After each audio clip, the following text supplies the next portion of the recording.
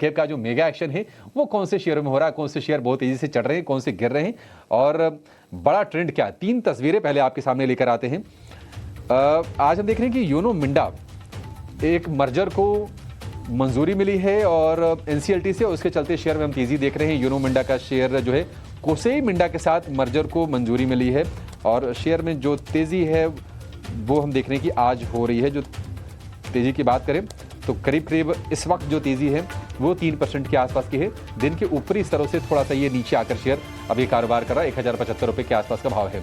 हडको अच्छे से चला था शेयर और ये खबर आ रही है कि 26 दिसंबर को बोर्ड पूंजी जुटाने पर विचार करेगा, तो हडको के शेयर में भी आज तेजी बनी है। लेकिन तेजी इस वक्त चूंकि बाजार वोलेटाइल है, आपको बहुत ही सीमित दिखेगी। आधे % के आसपास की ही हम मजबूती देख रहे हैं हडको के शेयर में। 250 रुपए के नीचे का भाव हो गया है हडको का।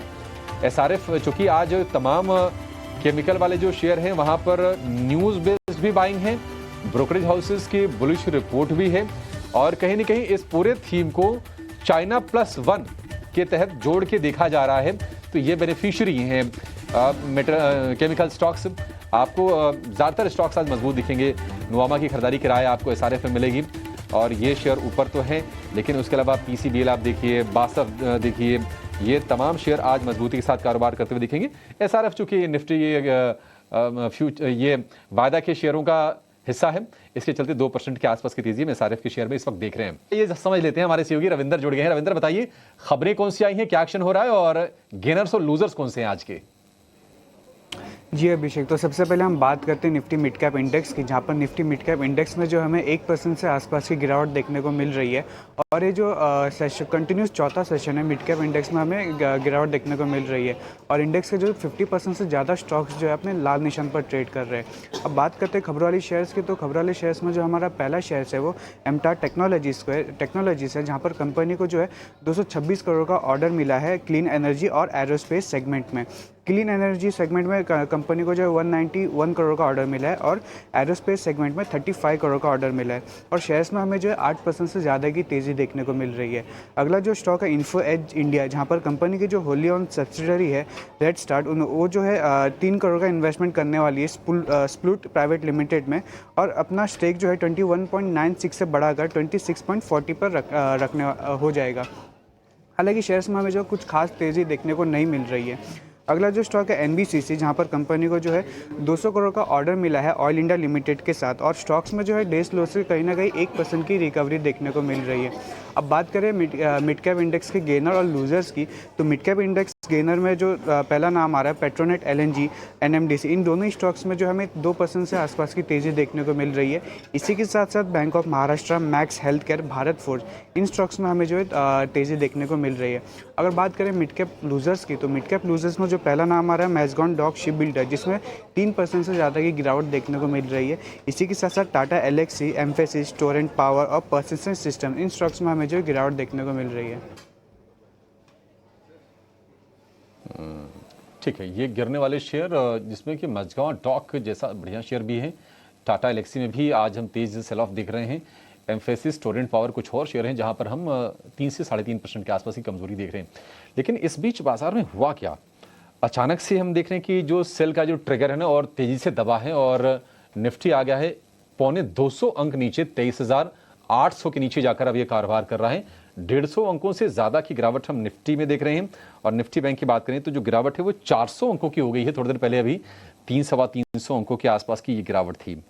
तो बिकवाली की हवा फिर से तेज हो रही है और ये ध्यान रखिए कि आज ना शुक्रवार है और होता क्या है कि ओवरनाइट लोग पोजीशन, जब थोड़ा सा ना तनाव वाली स्थिति हो बाजार में, जब अनिश्चितता की स्थिति हो, जब भय का माहौल हो, तो लोग अपनी पोजीशन को काट के ही जाते हैं, छोड़ के नहीं जाते हैं। तो तेजी वजी की पोजीशन में उसमें कट जाती है। दिक्कत ये होती है।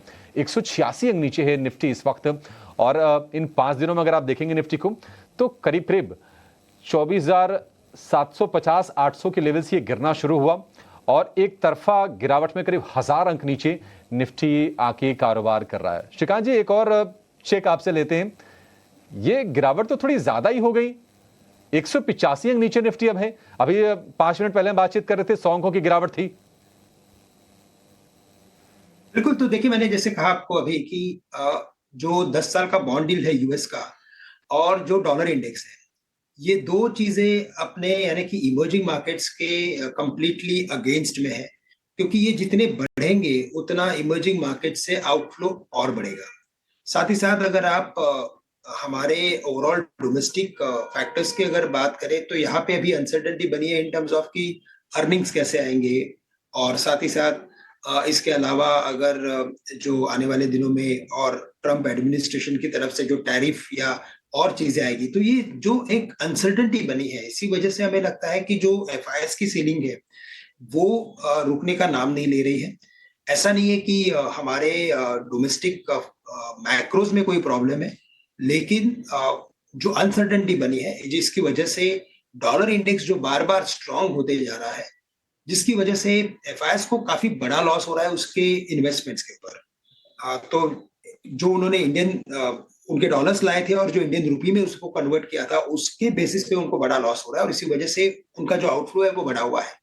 पर साथ ही साथ मुझे लगता है कि देखिए ये सब फैक्टर्स जो होते हैं वो मार्केट्स में आते रहते हैं, लेकिन फाइनली हमारे पास हमारे कुछ खुद के टूल्स होने चाहिए। मेरे पास मेरा कोई फंडामेंटल व्यू होना चाहिए, साथ ही साथ अगर मेरे पास अगर टेक्निकल नॉलेज है जिसकी वजह से मैं अगर ये व्यू कर सकूं कि मार्केट किन लेवल के करीब आके ओवरसोल्ड हो सकता है, मुझे रिबाउंड दे सकता है, तो मैं कुछ short term trading strategies follow कर सकता हूँ। अगर मेरे पास फंडामेंटली अगर मुझे लग रहा है कि किसी स्टॉक में कोई स्पेसिफिक व्यू बन रहा है तो कौन से वैल्यूएशंस पे लेना चाहिए, तो उन बेसिस पे मैं ऐसे मार्केट में, स्पेशली जहां पे मार्केट में कई सारे स्टॉक अपने इंपॉर्टेंट लेवल्स को तोड़ते जा रहे हैं विदाउट वैल्यूएशंस, फॉल जो है वो बढ़ते जा रहा है, क्योंकि एफआईएस के पास कोई चॉइस नहीं, उनको हर एक लेवल पे माल बेचना है।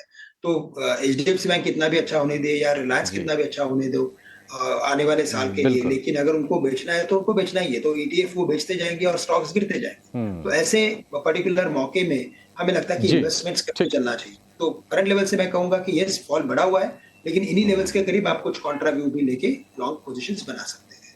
बता दीजिए कि स्टॉक्स में आप कहाँ फोकस करके चल रहे हैं? जो थीम्स बाजार में इस वक्त एक्टिव हैं, फार्मा हो गया या फिर सेलेक्ट एफएमसीजी, कंजम्पशन वाले शेयर या फिर केमिकल वाला, सी लीटर वाला एक और खेमा, इन्हीं में से आपके शेयर्स हैं या फिर इसके बाहर के कहीं के हैं?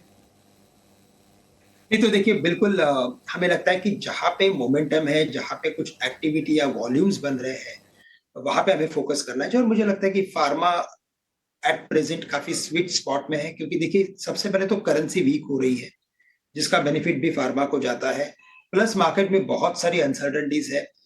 अनसर्टनिटीज में क्या होता है कि हम थोड़े से डिफेंसिव सेक्टर की तरफ मुड़ते हैं, या तो जो इन्वेस्टर्स होते हैं या जो ट्रेडर्स होते हैं वो अपने एक्सपोजर को थोड़ा वहां पे लेके जाते हैं, और इसी वजह से हमें लगता है कि फार्मा में अच्छा खासा मोमेंटम है वापस। अगर उसके अलावा अगर आप इनके अर्निंग्स को देखें तो इन्होंने अपने पिछले कई क्वार्टर्स में अर्निंग्स भी काफी डिसेंट रिपोर्ट किए हुए हैं। तो ओवरऑल हमें लगता है कि फार्मा इन लेवल्स पे एक काफी स्वीट स्पॉट है, और यहाँ पे जो लार्ज कैप कंपनीज है जैसे कि लुपिन लेबोरेटरीज, सिप्ला, सन फार्मा, इन स्टॉक्स में हमें लगता है कि करंट लेवल से एक रिवर्सल फॉर्मेशन भी बन चुका है। तो मैं कहूंगा कि फार्मा पे बिल्कुल एक फोकस करें। इसके अलावा अगर किसी पर्टिकुलर सेक्टर पे फोकस करना है तो मुझे लगता है कि लार्ज कैप बैंक्स जैसे एचडीएफसी बैंक है या आईसीआईसीआई बैंक है या स्टेट बैंक है, इन पर्टिकुलर स्टॉक्स के ऊपर फोकस करना चाहिए, क्योंकि देखिए अगर मार्केट में रिकवरी बनेगी तो वापस जो हेवी वेट्स है इंडेक्स के वहां पे तेजी बनेगी, और प्लस जहां पे हमें लगता है कि वैल्यूएशन कंफर्ट है वहां पे भी हमें लगता है कि मोमेंटम आ सकता है या तो इन्वेस्टमेंट्स आ सकते हैं। तो फंडामेंटली अगर देखा जाए तो मार्केट कई पैरामीटर्स में अच्छा ही है, लेकिन अगर आप वैल्यूएशंस देखें तो कई सारे पॉकेट्स वैल्यूएशंस के काफी महंगे, जैसे कि कैपिटल गुड्स एंड इंफ्रा है, जहां पे हमें लगता है कि कई सारे स्टॉक्स अच्छा परफॉर्म कर सकते हैं, लेकिन वैल्यूएशंस इतना हाई है कि इनमें अपसाइड काफी लिमिटेड है। तो हमें इसी वजह से लगता है कि बीएफएसआई पे फोकस करें और फार्मा पे फोकस करें। आईटी भी हमें अच्छा लग रहा है, लेकिन आईटी अभी क्या होगा कि थोड़े से दिक्कत भरे सिनारियो में है। यूएस से जो फ्लोज आ रहे हैं, नास्डैक में जो सेल ऑफ हो रहा है, उसकी वजह से क्या हो रहा है कि थोड़ा सा आईटी प्रेशर में रहेगा, लेकिन जी ओवरऑल हमें लगता है कि लॉन्ग टर्म व्यू हो तो आईटी पे हाँ फोकस करें, लेकिन वेरी शॉर्ट टर्म व्यू हो तो हमें लगता है कि आईटी से दूर रहे। ठीक है, शॉर्ट टर्म का व्यू है तो आईटी से दूर रहिए। और आज मतलब ना ये गिरावट देखिए, सरप्राइज भी लोग हुए होंगे कि एक्सेंचर के अच्छे नतीजे, बढ़िया गाइडेंस, बावजूद उसके ये जो टेक्नोलॉजी शेयर गिर रहे हैं, तो ये ऐसा नहीं कि नियर टर्म देखिए गिर रहे हैं, ये आगे का सोच ही गिर रहे हैं। यूएस में अगर 2 रेट कट होने हैं तो आईटी कंपनीज इंपैक्टेड होंगी। फिर इनको क्या होता है कि लिक्विडिटी की दिक्कत होती है, लोन थोड़ा सा जितना सस्ता या एक्सपेक्ट करके चल रहे होंगे और नहीं मिलेगा, एक्सपेंशन के लिए जो स्टार्टअप्स होते हैं उनको दिक्कत होती है, तो आगे का सोच के आईटी शेयरों में आज ही गिरावट हो रही है।